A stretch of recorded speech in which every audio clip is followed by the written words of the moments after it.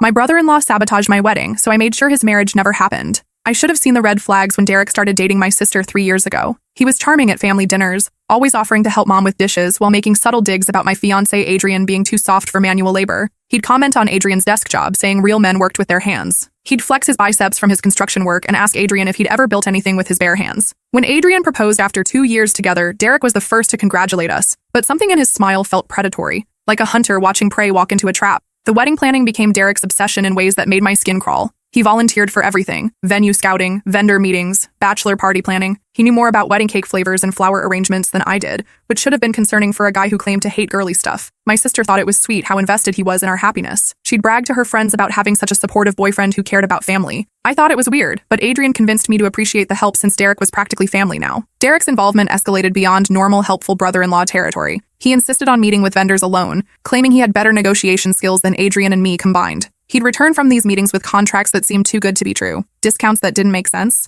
upgrades that weren't offered to other customers. He took over the guest list management, saying he could handle the complex family dynamics better since he understood everyone's relationships. He even offered to pay for upgrades we couldn't afford, including a premium photography package and imported flowers, which should have been a massive red flag waving in hurricane force winds. The bachelor party planning became Derek's personal mission. He organized everything: the location, activities, guest list. He insisted on a weekend trip to Vegas instead of the local brewery crawl Adrian had wanted. When Adrian protested about the cost, Derek waved him off, saying he'd handle the expenses. Looking back, I realized he was creating opportunities to manipulate Adrian away from friends who might have questioned his lies. Derek's behavior at family gatherings became increasingly possessive toward me. He'd find excuses to sit next to me at dinner, compliment my appearance in ways that made Adrian uncomfortable, and volunteer to help me with household projects when Adrian was busy with work. He remembered details about my preferences that even my own sister sometimes forgot. My favorite coffee order, the books I'd mentioned wanting to read, the places I'd said I wanted to travel. 2 weeks before the wedding, Derek pulled Adrian aside at that Vegas bachelor party. I watched from across the hotel bar as Derek whispered something that made Adrian's face go completely white.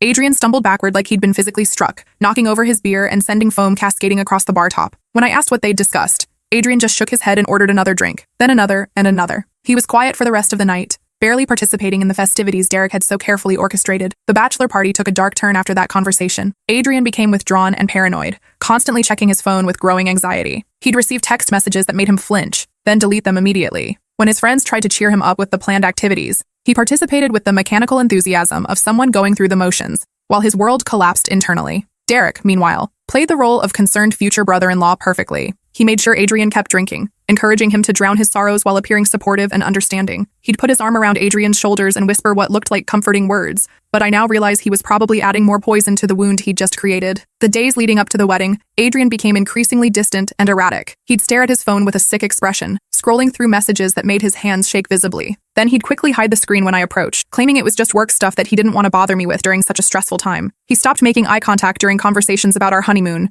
our future apartment, our plans for children. When I asked if something was wrong, he'd force a brittle smile and change the subject to something mundane like what we needed from the grocery store. I found him crying in the shower 3 days before the wedding, his sobs echoing off the bathroom tiles like the sound of something breaking. When I asked what was wrong, he said he was just overwhelmed with pre-wedding nerves and the pressure of starting a new life together. But his sobs sounded like grief, not anxiety, the kind of crying that comes from losing something precious. He wouldn't let me comfort him, turning away when I tried to hold him, like my touch physically hurt him. Adrian started having nightmares that week, waking up in cold sweats and refusing to tell me what he'd dreamed about. He'd sit on the edge of the bed for hours, staring at his phone in the dark while I pretended to sleep. Sometimes I'd catch him looking at me with an expression I'd never seen before, like he was trying to reconcile the woman he loved with something terrible he'd been told about me. The morning of my wedding, everything went wrong simultaneously, in ways that felt orchestrated by a malicious universe. The flowers never arrived. The florist claimed someone had called to cancel, saying the wedding was postponed indefinitely due to a family emergency. They had caller ID showing Derek's number, but when I called him frantically, he acted shocked and insisted he'd never made such a call. Maybe someone had spoofed his number, he suggested helpfully.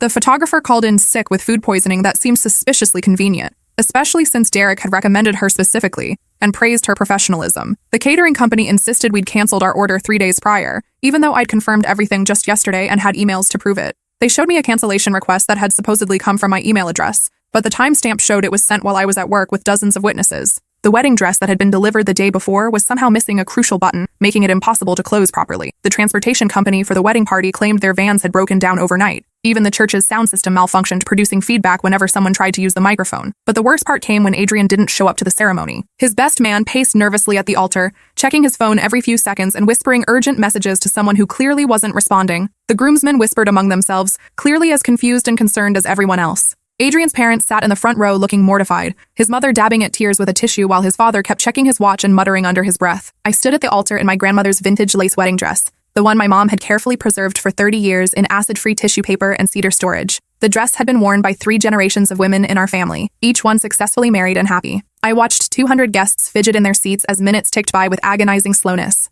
Children started crying from the tension and confusion. Elderly relatives began asking loudly what was happening, their voices carrying through the church's acoustics. The minister kept checking his watch and offering me sympathetic looks while trying to maintain the dignity of the ceremony. He'd occasionally lean over to whisper suggestions about waiting a few more minutes or perhaps making an announcement, but I couldn't form words to respond. My father paced at the back of the church, calling Adrian's phone repeatedly while cursing under his breath in 3 different languages. My sister squeezed Derek's hand, both of them looking appropriately concerned, though I now realized Derek was probably struggling not to smile with satisfaction. After 30 minutes of pure humiliation in front of everyone I'd ever cared about, I hiked up my dress and drove to Adrian's apartment. The wedding party followed in a caravan of confusion, bridesmaids holding up their long dresses as they climbed into cars, groomsmen loosening their ties and muttering about what could have happened to make a man abandon the woman he'd claimed to love more than life itself. I found Adrian sitting on his couch in his underwear and a wrinkled t-shirt, staring at his phone like it contained evidence of the apocalypse. Empty beer bottles littered the coffee table alongside takeout containers from the past few days. His tuxedo hung on the bedroom door, still in its plastic covering, untouched and mocking. He looked like he hadn't slept in days, his eyes red-rimmed and hollow, his usually well-groomed appearance completely disheveled. "What's wrong?" I asked, my wedding dress dragging across his dirty floor, the pristine white fabric picking up crumbs, cat hair, and the remnants of whatever sad meal he'd eaten alone while deciding not to marry me. He looked up with hollow eyes that I'd never seen before, the eyes of someone whose entire world had collapsed and left them questioning everything they'd ever believed about the people they loved most. "I can't marry you," he said quietly, his voice breaking on every word like each syllable was cutting his throat. "Not after what Derek told me, not after what I've seen. I can't look at you without seeing those messages, those photos. I can't touch you without thinking about where you've been and who you've been with." My blood went cold as ice water flooded my veins. "What messages? What photos?" Adrian pulled out his phone with shaking hands and showed me screenshot after screenshot of text conversations that appeared to be between me and my ex-boyfriend Trevor. Messages talking about missing him desperately, planning secret meetups at hotels, describing intimate details of hookups that supposedly happened during my bachelorette party in Vegas. Photos that looked like me in hotel rooms with men I'd never seen before, time-stamped during girls' weekends when I'd supposedly been cheating and laughing about it with my friends. The evidence was overwhelming in its volume and convincing in its detail. Derek had spent months systematically feeding Adrian fabricated proof of infidelity. He'd hired someone skilled in photo manipulation to create fake social media posts, edited screenshots of non-existent conversations, even manufactured fake GPS data showing me at locations I'd never visited. The level of detail was staggering. Fake Uber receipts showing trips to hotels, doctored credit card statements with charges at romantic restaurants, even fake text message threads with my bridesmaids discussing covering up my affairs and helping me deceive Adrian. The psychological torture Derek had inflicted on Adrian was sadistic in its precision. He'd fed Adrian just enough evidence to plant doubt, then slowly added more details over time, building a case that seemed ironclad. Adrian had been living in hell for weeks, believing the woman he loved was not only betraying him, but mocking him with his future brother-in-law, discussing their relationship like it was a joke while she conducted multiple affairs behind his back. The fake evidence played on every insecurity Adrian had ever expressed about our relationship, his worry that I was too good for him, his fear that I'd get bored with his quiet personality, his concern that he couldn't compete with more exciting men. Derek had weaponized Adrian's love for me against both of us, using the depth of his feelings to make the fabricated betrayal hurt even more. When I confronted Derek at the reception venue, which my family had decided to turn into the most depressing family dinner in history, rather than waste the food and lose the deposits, he smirked with unmistakable satisfaction. He carved into his prime rib with surgical precision while making direct eye contact, like he was demonstrating what he'd done to my life with the same methodical care. Adrian deserved to know the truth about who he was marrying, Derek said, his voice dripping with false concern while barely concealing his triumph. I was just being a good brother-in-law, protecting him from making a terrible mistake. You can't be angry at me for caring about family and looking out for the people I love. My sister sat beside him, looking confused but supportive, nodding along with his explanation because she had no idea her boyfriend had just destroyed her sister's life for sport. She even reached over to squeeze my hand sympathetically, thinking Derek had done me a favor by exposing some terrible truth about my character before I could hurt Adrian even more. That's when the pieces clicked into place with horrifying clarity. This wasn't about protecting Adrian or caring about my sister's feelings or maintaining family harmony. Derek had been harboring an obsession with me since high school, nursing a decade-old crush that had curdled into something dark and possessive over the years. I remembered now how he used to stare at me during family gatherings, his eyes following my movements with uncomfortable intensity, how he'd always volunteer to drive me places when my car was broken, offering help with an eagerness that seemed disproportionate, how he'd show up at my apartment during college with pizza and excuses about being in the neighborhood, even though he lived 40 minutes away. Destroying my wedding wasn't about justice or family loyalty or protecting anyone from harm. It was about eliminating the competition so he could swoop in as my savior during my darkest hour. He'd planned to comfort me through the heartbreak he'd caused, positioning himself as the one person who truly understood my pain and could help me heal from Adrian's betrayal. He'd calculated that it would take approximately 6 months for me to be vulnerable enough to consider dating my sister's boyfriend, at which point he planned to gradually end things with her and make his move on me. The realization made me physically sick. I excused myself to the bathroom and vomited everything I'd tried to eat that day, then sat on the cold tile floor while the magnitude of Derek's manipulation sank in. He'd spent months planning this destruction, calculating every detail, anticipating my emotional responses, and crafting a timeline for winning me over through manufactured trauma. I spent the next 6 months methodically gathering evidence of Derek's manipulation while pretending to be the heartbroken victim he wanted me to be. I let him comfort me over coffee dates where he'd trash Adrian for abandoning me without even giving me a chance to explain my side of the story. I nodded sympathetically when he explained how I deserved so much better than someone who'd believe lies about me without even asking for my perspective on the supposed evidence. Derek played his role perfectly during those months. He'd text me daily to check on my emotional state, offer to take me out to distract me from my pain, and gradually escalate the physical comfort he offered. Longer hugs, hands on my shoulders, sitting closer during our conversations. He'd badmouth Adrian at every opportunity, pointing out character flaws that supposedly made him unworthy of my love and unsuitable as a life partner. Meanwhile, I hired a digital forensics expert, recommended by a lawyer friend who specialized in cybercrime cases. For $2,000, he recovered the deleted messages between Derek and the person he'd paid to create the fake screenshots, a freelancer from overseas who specialized in creating fake social media evidence for divorce cases and bitter custody battles. The messages detailed exactly what Derek wanted fabricated, including specific dates and locations that would maximize the emotional damage to Adrian while making the evidence seem authentic and spontaneous. The forensics expert also helped me trace the financial trail of Derek's sabotage campaign. Derek had used different names and burner phones to contact my wedding vendors, but the payment methods all traced back to credit cards registered to his construction company. The florist cancellation, the photographer's mysterious food poisoning, the catering company's confusion about our order being canceled, even the transportation company's convenient van breakdown. He'd thought of everything, planned every detail, and executed it with the precision of a military operation. But the most damning evidence came from Derek's own digital footprint, which he'd been careless about covering because he never expected anyone to investigate. His browser history revealed months of research into photo manipulation software, tutorials on creating fake text message screenshots, forums where people discuss the best ways to break up couples without leaving evidence. His Google searches included terms like how to make someone look unfaithful, creating fake GPS data, psychological manipulation techniques for controlling women, and how long it takes someone to get over a broken engagement. I even found his contingency plan, a detailed document outlining how he'd comfort me after the wedding disaster, gradually building my trust and dependency until I'd naturally turn to him for emotional support. He'd calculated the timeline down to specific weeks, predicting when I'd be vulnerable enough to consider dating my sister's boyfriend, and mapping out how he'd handle the transition from supportive friend to romantic interest. The document revealed the depth of his obsession and the calculated nature of his manipulation. He'd studied my personality, my emotional patterns, my response to stress and trauma. He knew exactly which buttons to push and when to push them, how to present himself as my savior while destroying everything that made me happy. Derek and my sister were planning their own wedding for the following spring, an elaborate affair that would cost more than my destroyed wedding had. He'd proposed just 2 months after my disaster, claiming my heartbreak had inspired him to not waste time with the woman he loved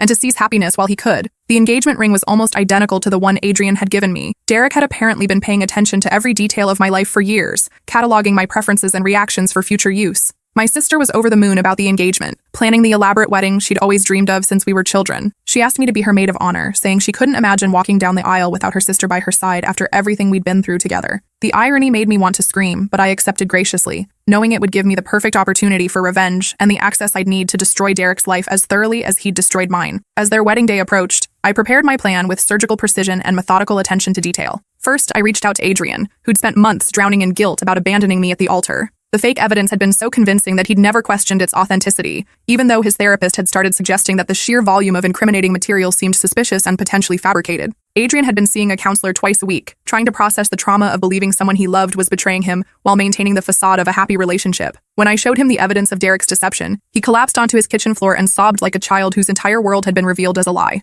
The relief of learning that his instincts about my character had been correct warred with the horror of realizing how thoroughly he'd been manipulated by someone he'd trusted as family. The guilt of abandoning me on our wedding day based on fabricated evidence was crushing him, but the anger at Derek's betrayal was even stronger. "I'm so sorry," he said, holding the printed screenshots that proved our text conversations were fake, and the timeline that showed how Derek had constructed his web of lies. "I should have trusted you. I should have asked you directly about the evidence instead of believing that psychopath. I should have known you'd never do those things. We didn't get back together immediately. Too much damage had been done to our trust and too much time had passed for us to simply resume where we'd left off." But Adrian agreed to help me expose Derek, motivated by his own desire for revenge against the man who'd destroyed what we'd built together. He still had all the fake evidence on his phone, preserved as a digital monument to his pain and Derek's manipulation. We spent hours documenting everything, creating a comprehensive timeline that showed exactly how Derek had built his web of lies over months of careful planning. Adrian helped me understand the psychological impact of Derek's manipulation from the victim's perspective, describing the sleepless nights, the constant doubt, the way the fake evidence had made him question everything he'd believed about love and trust.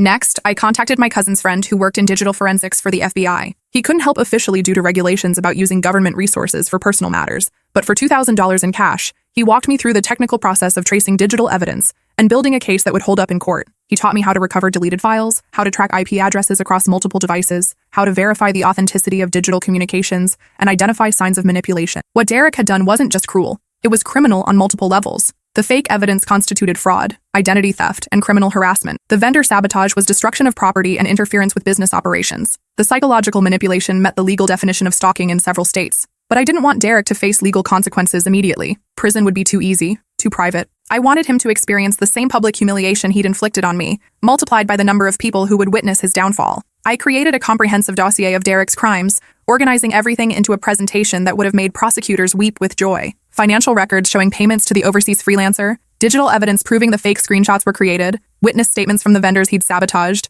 even testimony from the freelancer who'd agreed to cooperate in exchange for anonymity and immunity. But I didn't go to the police. Not yet. Legal justice would come later, after I'd served the more satisfying dish of public humiliation and social destruction. Instead, I started planning the most spectacular wedding day revenge in family history. 2 weeks before Derek's wedding, I began phase 1 of my campaign. I created a wedding website identical to theirs, registering a domain name that differed by just one letter from their official site. The design was perfect down to the fonts and color scheme, but instead of their saccharine love story about finding each other through family connections, I posted the real story, complete with screenshots of Derek confessing to his construction worker friends about being obsessed with his girlfriend's sister since high school. I'd found these messages during my digital investigation, buried in Derek's phone backup that he'd thought was secure. Derek had been bragging to his coworkers about his master plan, describing me as the one who got away, and explaining how he was finally going to get his chance with me. The messages were crude and possessive, referring to me as property that belonged with him instead of with some weak accountant who didn't deserve me and couldn't satisfy me the way a real man could. I included photos I'd discovered in Derek's cloud storage, pictures of me from family gatherings where he'd zoomed in on my face and body, images he'd screenshot from my social media and saved in a folder labeled Future Wife. There were even photos he'd taken secretly at family events over the years, candid shots of me laughing or eating or talking to relatives, all saved with dates and captions like "Beautiful smile today," or "Perfect as always," or "Can't wait much longer." The evidence painted a disturbing picture of a man whose interest in my sister was primarily motivated by proximity to me. He'd cultivated their relationship as a way to stay close to his real target, viewing her as a consolation prize and strategic position while he worked to eliminate his competition for my affections. I registered their wedding hashtag on every social media platform and filled the feeds with evidence of Derek's manipulation and obsession. Every guest who searched for wedding photos or tried to post congratulations would instead find proof that the groom was a predator who destroyed his future sister-in-law's wedding out of jealousy and possessive obsession. The timing was crucial for maximum impact. I released the information gradually over 2 weeks, starting with the most damning evidence and building to the most shocking revelations. I wanted guests to have time to process what they were seeing, to share the information with other attendees, to build anticipation and dread for the confrontation that would inevitably come on Derek's wedding day. 3 days before their wedding, I mailed individual letters to every guest on their invitation list. Each envelope contained a USB drive loaded with Derek's confession videos, footage I'd secretly recorded when I confronted him about sabotaging my wedding months earlier. In the videos, he laughed about how easy it had been to manipulate Adrian, bragged about his genius in creating such convincing fake evidence, and expressed satisfaction that he'd prevented me from making a terrible mistake by marrying someone unworthy of my beauty and intelligence. The USB drives also contained a detailed timeline of Derek's sabotage, complete with receipts, screenshots, and witness statements. I'd organized everything like a legal brief, with numbered exhibits and cross-references that made the scope of his deception impossible to deny or dismiss as coincidence. But the most damaging evidence was Derek's own words, recorded during our coffee dates when he thought I was a broken victim, seeking comfort from the one person who truly understood my pain. He described his years-long obsession with me in graphic detail, his resentment of Adrian for winning me over despite being less masculine and worthy, his conviction that I belonged with him instead of someone who couldn't even protect me from supposed betrayal. The recordings revealed a man whose proposal to my sister had been motivated primarily by his desire to stay close to me while positioning himself as my eventual savior. He'd calculated how long it would take me to recover from my heartbreak, planned how he'd gradually escalate our relationship from friendship to romance, and even discussed how he'd handle ending things with my sister once I was ready to be with him. I also included a personal letter to each guest, explaining my decision to expose Derek publicly, rather than handling the situation privately through family channels. I described the months of therapy I'd needed to recover from the trauma of being abandoned at my own wedding, the financial losses from canceled vendors and non-refundable deposits, the damage to my reputation when people assumed I'd done something terrible to drive Adrian away on what should have been the happiest day of our lives. The letters detailed how Derek had used his position as my sister's boyfriend to gain access to my personal information, my wedding plans, and my relationship with Adrian, how he'd exploited family trust to destroy everything I'd worked to build, then positioned himself as my comforter during the aftermath he'd orchestrated. The morning of Derek's wedding, I positioned myself across the street from the church with a perfect view of arriving guests. I'd rented an inconspicuous sedan with tinted windows and brought coffee, snacks, and a camera with a telephoto lens like I was settling in for professional surveillance. I watched as families huddled around phones in the parking lot, passing around the evidence I'd provided like contraband that could explode at any moment. The reactions were even better than I'd hoped for. I saw my uncle's face go white as he listened to Derek's recorded confession through earbuds, his expression shifting from confusion to disgust to rage in the span of minutes. I watched my cousin's wife cover her mouth in horror as she scrolled through the fake social media accounts Derek had created to frame me for infidelity, her eyes widening as she realized the scope of his deception. Guests who'd already entered the church came back out to call other family members, warning them about what they discovered, and debating whether anyone should tell my sister before the ceremony. Some people sat in their cars making heated phone calls, clearly trying to decide whether to stay and witness the inevitable confrontation or leave before they got caught up in the family drama. By the time Derek arrived in his rented tuxedo, looking nervous but hopeful about finally achieving his dream, half the guests had already left. The parking lot that should have been full was notably sparse, with obvious gaps where cars should have been parked. Derek's face showed confusion as he noticed the missing vehicles and the clusters of people having intense conversations near their cars, but he pressed on with the optimism of a man who believed he was finally getting everything he'd ever wanted. My sister arrived in our grandmother's wedding dress, the same vintage lace gown I'd worn to my destroyed wedding. The sight of her in that dress, unknowingly about to marry the man who'd ruined my chance to wear it happily, filled me with a mixture of rage and sadness that nearly overwhelmed my carefully planned composure. I watched her enter the church with our father, both of them oblivious to the disaster waiting inside those sacred walls. Dad looked proud and emotional, probably thinking about how beautiful his youngest daughter looked and how happy Derek seemed to make her. He had no idea he was walking her into the most humiliating moment of her life, just as he'd walked me down the aisle 6 months earlier, only to watch me stand there abandoned and heartbroken. Inside the church, the atmosphere was tense and expectant. Guests whispered among themselves while casting suspicious glances at Derek, who stood at the altar looking increasingly uncomfortable as he noticed the hostile stares and empty pews. The minister seemed confused by the sparse attendance and the obvious tension in the room, but he proceeded with the ceremony according to tradition. When the minister asked if anyone objected to the marriage, my uncle stood up with theatrical timing that made me proud of our family's sense of drama. "I object," he said loudly, his voice carrying clearly through the half-empty church and echoing off the stone walls. "This man is a liar, a manipulator, and a predator who destroyed his future wife's sister's wedding out of jealousy and obsessive possession." The church erupted in chaos as guests who hadn't seen the evidence yet began frantically checking their phones while those who had seen it started shouting questions at Derek, demanding explanations for the recordings and screenshots that proved his guilt. My uncle pulled out his phone and began reading Derek's confession about destroying my wedding out of jealousy, his voice shaking with anger as he recounted Derek's own words. Derek's voice filled the church through the phone's speaker as he described manipulating Adrian with fake evidence, sabotaging my vendors, and planning to comfort me through the heartbreak he'd caused. Derek tried to deny everything, claiming the recordings were fake and doctored, but more guests began sharing the evidence on their phones, creating a chorus of damning testimony that made his protests sound desperate and hollow. Someone connected their phone to the church's sound system and projected the fake screenshots Derek had created onto the wall, making the images massive, undeniable, and devastating in their scope. That's when I made my entrance, timing it for maximum dramatic impact. I changed into the same black dress I'd worn to our grandmother's funeral, a deliberate choice that symbolized the death of Derek's plans and the mourning I'd done for the life he'd stolen from me. The entire room went silent as I walked down the aisle, my heels clicking against the marble floor with the steady rhythm of inevitability and justice finally arriving. Derek's face went through a rapid series of emotions as he saw me, confusion as he tried to understand why I was there, recognition as he realized I must have discovered something, fear as he began to grasp the scope of what I might know,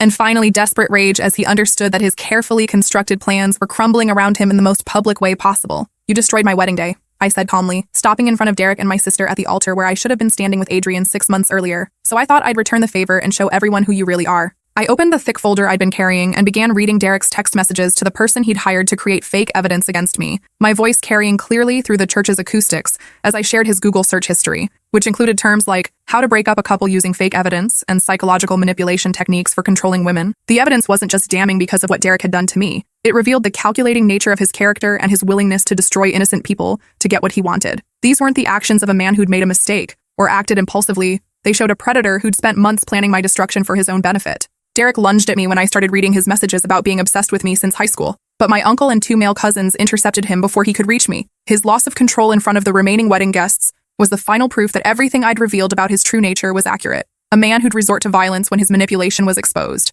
"You crazy witch," he screamed while being restrained, his face red with rage and desperation. "You can't prove any of this. These people will believe anything you tell them because they want drama." I smiled with the calm confidence of someone who'd spent months preparing for this exact moment, then pulled out my phone with deliberate slowness. "Actually," I said, my voice cutting through his protests like a blade, "I can prove all of it. I played the video of him confessing everything to me 6 months earlier, footage I'd taken secretly during our coffee date when he'd been gloating about his success in destroying my relationship with Adrian. His voice filled the church as he detailed exactly how he'd sabotaged my vendors with fake cancellation calls, created fake evidence using overseas freelancers, and manipulated Adrian into believing I was unfaithful. But the most damaging part of the recording was Derek's admission that he'd never loved my sister the way a man should love the woman he's planning to marry. He'd pursued her primarily as a way to stay close to me, viewing her as a strategic position in his campaign to eliminate my romantic competition and position himself as my eventual savior. The recording continued with Derek describing his long-term plan to comfort me through my heartbreak until I'd naturally turn to him for emotional support and romantic companionship. He'd calculated that it would take approximately 6 months for me to be vulnerable enough to consider dating my sister's boyfriend,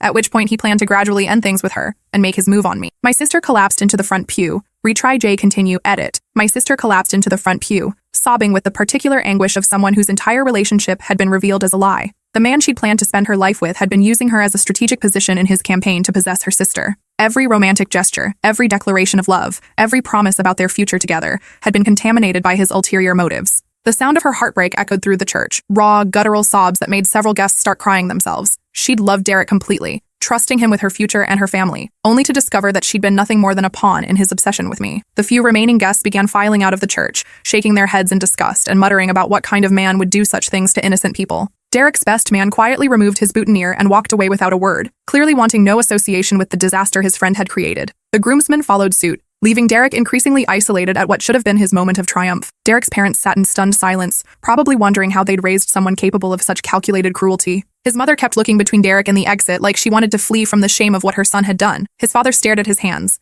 his face flushed with embarrassment at having his family name associated with such manipulative behavior. Derek's face went from red to white as he realized the full extent of my evidence and the completeness of his exposure. His dream of winning me through manipulation had finally died, replaced by the reality that he'd lost everything: his fiancée, his reputation, his family's respect, and any hope of the life he'd wanted. Why? My sister whispered through her tears, looking at Derek with betrayal and confusion that broke my heart. Why would you do this to me? To us? I loved you. I trusted you with everything. Derek had no answer that wouldn't make him look even worse. He couldn't explain his obsession with me without admitting that his relationship with her had been a sham from the beginning. He couldn't justify destroying my wedding without revealing the depth of his manipulation and possessiveness. I looked at my sister with genuine sadness, remembering the excitement in her voice when she'd called to tell me about Derek's proposal, how she'd gushed about finding her soulmate and planning their perfect future together. I tried to warn you, I said gently, kneeling beside her in the pew and taking her trembling hands. I tried to tell you something was wrong with him, that his interest in my wedding details was inappropriate, but you chose him over your own family's concerns. This wasn't entirely fair.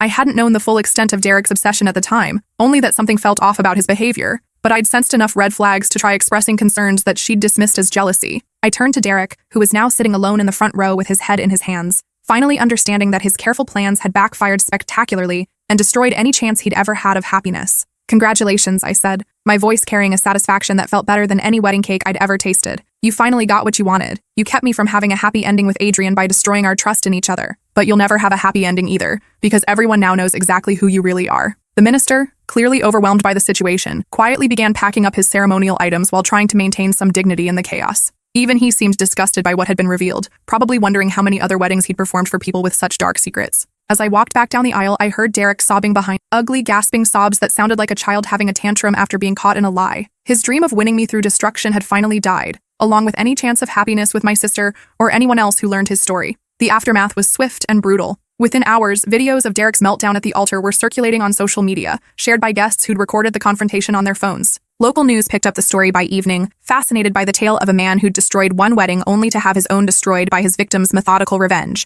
The headlines were devastating. Man sabotages sister-in-law's wedding out of obsession. Fake evidence used to break up couple. Wedding day revenge exposes years of manipulation. Derek's face was plastered across local news websites and social media feeds, forever associated with psychological manipulation and obsessive behavior. Derek's construction company began losing major contracts within days of the story going viral. Clients didn't want to be associated with someone capable of such elaborate deception and manipulation. His reputation in our small town was permanently destroyed. Everyone knew he was the guy who'd created fake evidence to break up his sister-in-law's engagement out of jealousy, then tried to swoop in as her comforter. The business ramifications extended beyond just losing clients. His construction crew began quitting when they realized they'd been working for someone whose personal life was so disturbed. Suppliers started demanding payment up front instead of extending credit. Even his professional licenses came under review when the state board received complaints about his character and fitness. 2 months later, my sister moved back in with our parents after discovering that Derek had been lying about other fundamental aspects of his life too. His financial situation was much worse than he'd claimed. The wedding upgrades he'd paid for had maxed out multiple credit cards and depleted what little savings he'd actually had. His job prospects had been significantly exaggerated. His future business plans were fantasies with no basis in reality, and even basic details like his age and previous relationships had been misrepresented. The man she thought she'd known and fallen in love with was completely fabricated,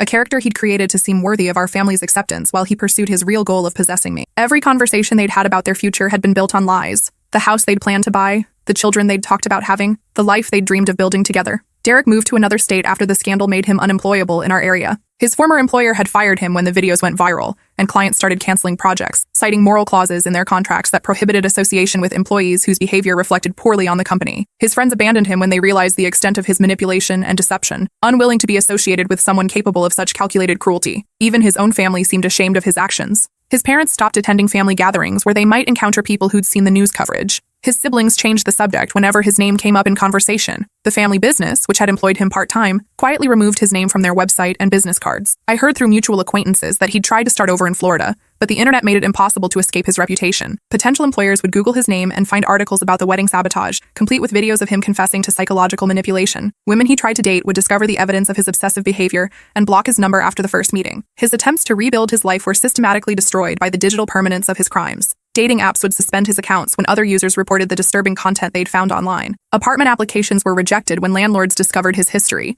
Even casual friendships became impossible when people learned about his past behavior. 6 months after Derek's destroyed wedding, Adrian reached out again through a mutual friend who thought we should talk. He'd been in intensive therapy twice a week, working through the complex trauma of Derek's manipulation and processing the guilt of abandoning me based on fabricated evidence. We met for coffee at a neutral location neither of us had been to before, a small cafe across town that held no memories of Derek's manipulation or our destroyed relationship. The conversation was awkward at first, both of us unsure how to navigate the emotional minefield of what had been done to us. Adrian looked healthier than he had in months. The haunted expression that had defined his features since Derek's manipulation was finally gone, replaced by something that resembled peace and self-forgiveness. He'd gained back the weight he'd lost during those terrible months of believing I'd betrayed him, and the circles under his eyes had faded. "I've been thinking about what Derek did to us," Adrian said, stirring his coffee nervously while choosing his words carefully. Not just the fake evidence, but the way he weaponized our love against us. He knew that caring about each other would make us vulnerable to believing the worst if we thought we had proof. We talked for hours about trust, about the difference between healthy skepticism and paranoia, about how Derek had exploited Adrian's deepest insecurities about not being good enough for me. The conversation was painful, but necessary, like cleaning out an infected wound that had been festering for months. Adrian described the psychological torture of living with Derek's fake evidence. How he'd check his phone obsessively hoping to find proof that it was all a misunderstanding. How he'd stare at my photo trying to reconcile the woman he loved with the person Derek had convinced him I was. He'd stopped eating, stopped sleeping, stopped finding joy in anything because his entire world had been poisoned by lies. I told him about my own journey through the aftermath. The therapy sessions where I'd processed the trauma of being abandoned at my own wedding. The months of planning my revenge while pretending to be Derek's victim. The satisfaction and emptiness I'd felt watching Derek's life crumble in real time. We're taking things slowly now. Rebuilding what Derek tried to destroy one careful conversation at a time. Some wounds take years to heal completely, but at least now we know the truth about what happened and why. We understand the scope of Derek's manipulation and can work together to rebuild the trust he'd systematically destroyed. Adrian proposed again 8 months later, but this time was completely different from our first engagement. Instead of a public proposal at an expensive restaurant like before, he asked me privately in our apartment while we were cooking dinner together. A quiet, intimate moment that belonged only to us. The ring was different too. Not the elaborate diamond Derek had probably studied and potentially replicated for my sister, but a simple vintage band that had belonged to Adrian's grandmother. It represented continuity and family history, rather than expensive displays that could be corrupted by outside manipulation. I said yes without hesitation, but we decided on a small ceremony with just immediate family members who'd supported us through Derek's destruction. Neither of us had the stomach for another big wedding with all the planning and stress that had made us vulnerable to sabotage the first time. The ceremony was held in our backyard under a simple arch that Adrian built himself, surrounded by people who'd proven their loyalty during our darkest months. My sister served as my maid of honor, finally understanding that I'd been trying to protect her from someone who would have destroyed her eventually anyway. She'd started therapy too, working through the trauma of realizing that her entire relationship had been built on lies and manipulation. The process was complicated by her guilt over choosing Derek over her family's concerns, and her anger at herself for being so completely deceived by someone she'd trusted with her future. Derek taught me something valuable about the people closest to you being the most dangerous, because they know exactly how to hurt you and which vulnerabilities to exploit. But he also taught me that revenge, when executed with patience and surgical precision, can be more satisfying than any traditional happy ending. My sister and I slowly rebuilt our relationship over months of honest conversations about Derek's manipulation and how it had affected both of us in different ways. She finally understood that I hadn't been trying to ruin her happiness. I'd been trying to protect her from someone whose obsession with me had made him incapable of truly loving her. The healing process was complicated by guilt on both sides, and the need to rebuild trust that Derek had systematically undermined. I felt guilty for not recognizing the full extent of his obsession sooner and warning her more directly about the danger he represented. She felt guilty for choosing her boyfriend over her sister when I'd tried to express concerns about his increasingly inappropriate behavior. But we worked through it together, supported by family therapy sessions and our shared understanding of how thoroughly Derek had manipulated both of us for his own twisted purposes. We learned to recognize the signs of manipulation and gaslighting, educating ourselves about psychological abuse so we'd never be vulnerable to such tactics again. As for Derek, I continued to hear updates through our small town's efficient gossip network. His attempts to rebuild his life in Florida had failed miserably when the story followed him there through social media connections and Google searches. Women he tried to date would find the videos of his confession and block his number after confronting him about his history. His professional life remained in shambles as background checks consistently revealed his manipulative behavior and the criminal nature of his actions. Even jobs that didn't require extensive screening would let him go once coworkers discovered his story online and complained to management about working alongside someone capable of such elaborate deception. The psychological impact on Derek seemed severe based on reports from people who'd encountered him. He'd aged dramatically in the months since his wedding day exposure, looking haggard and defeated in ways that suggested he was finally understanding the permanent consequences of his actions. Sometimes I wondered if I'd gone too far in my revenge, if publicly destroying someone's life was proportional to what he'd done to me. The rational part of my mind acknowledged that humiliating Derek at his own wedding was a level of retaliation that some people might consider excessive or cruel. Then I'd remember standing in my wedding dress in Adrian's apartment, watching the man I loved explain why he couldn't marry me based on elaborate lies specifically designed to break both our hearts. I'd remember the months of therapy bills, the lost deposits on a honeymoon we never took, the damage to my reputation when people assumed I'd done something terrible to drive Adrian away on our wedding day. I'd remember Derek's smug satisfaction when he'd claimed to be protecting Adrian from making a mistake by marrying me, the way he'd carved his steak while making direct eye contact like he was demonstrating what he'd done to my life with surgical precision. Derek had gambled everything on a plan to possess me through psychological manipulation and systematic destruction of my happiness. He'd calculated every move, anticipated my emotional responses, and planned to comfort me through trauma he'd deliberately created. The public humiliation he'd experienced was directly proportional to the private hell he'd created for Adrian and me. Most importantly, exposing Derek publicly had served a greater purpose beyond personal revenge. Other women in our community had come forward after seeing the news coverage, sharing stories of Derek's inappropriate behavior toward them over the years, unwanted attention, boundary violations, manipulative tactics they dismissed as awkward social skills. The pattern revealed Derek as a serial manipulator whose obsession with me was just his most elaborate scheme. By destroying his reputation, I'd potentially protected future victims from experiencing what Adrian and I had endured. For the first time in years, I'm finally at peace with my decisions and their consequences. My marriage to Adrian is stronger because we've survived the worst kind of betrayal and manipulation together, emerging with a deeper understanding of trust and communication. My relationship with my sister has been rebuilt on a foundation of complete honesty about the dangers of ignoring red flags in relationships. And somewhere in Florida, Derek is learning that the consequences of psychological abuse don't disappear just because you move to a new state or try to reinvent yourself. The internet is forever, and so is the reputation you build through your actions over time. Justice isn't always served in courtrooms by judges and juries. Sometimes it's served at wedding altars, in front of everyone who matters, with the precision of someone who's learned that the best revenge is the truth presented at exactly the right moment for maximum impact. Derek wanted to write the story of my life, casting himself as the hero who saved me from making a terrible mistake with Adrian. Instead, he became the villain in his own story, destroyed by his inability to accept that love cannot be manufactured through manipulation and trauma. The final irony is that Derek's obsession with possessing me ultimately ensured that he could never have me or anyone else who learned the truth about his character. His actions revealed him as someone fundamentally incapable of genuine love, someone who viewed relationships as strategic games to be won rather than partnerships to be cherished. He got exactly what he deserved: complete isolation and the permanent knowledge that his own choices had destroyed any possibility of the happiness he'd tried to steal from others. And I got something even better than revenge: the satisfaction of knowing that truth and justice had prevailed, that manipulation had been exposed, and that the people I loved were finally safe from Derek's toxic influence. Sometimes the best ending isn't the one you originally planned. It's the one you create through courage, patience, and the refusal to let evil triumph over good.